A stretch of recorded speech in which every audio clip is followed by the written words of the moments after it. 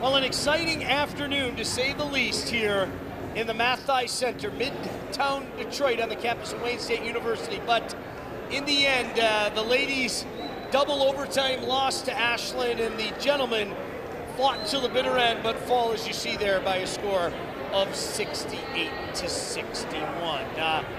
Along with Joe Abramson, I'm Sean Belegian. Joe, let's get right into it. The highlights, I don't think, are going to tell the story.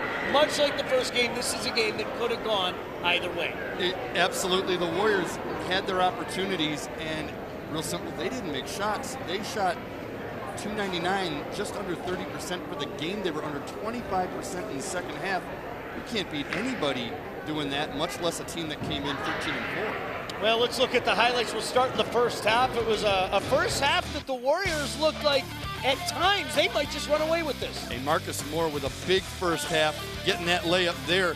He had 13 points at halftime. And how about Chuck Key with the turnaround in the lane?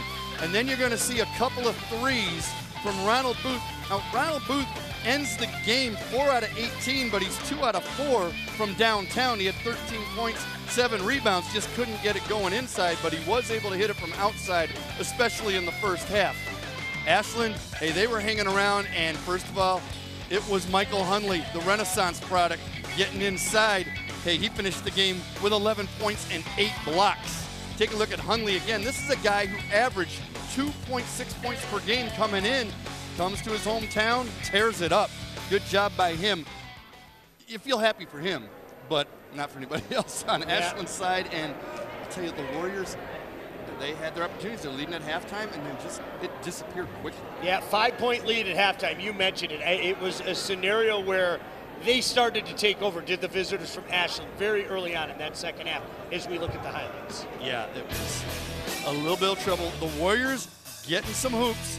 Let's take a look at Chuck Key on the putback. Chuck Key with the only 2 blocks of the game, also for the Warriors.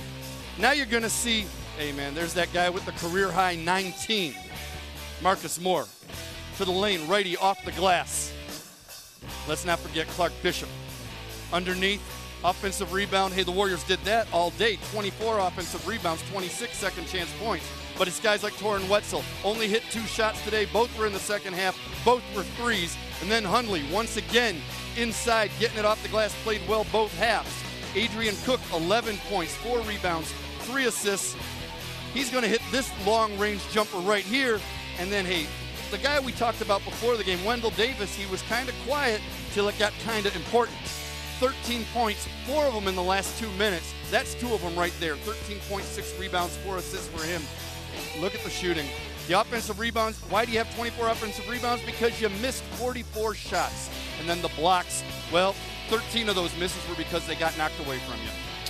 The final score, unfortunately, Ashland comes away with a 68-61 victory. 2 great games here today, Joe, but again, one of the things that we talk about, close but no cigar, we'll try to change that next Thursday against Malone. Play all 40 minutes and finish. No doubt.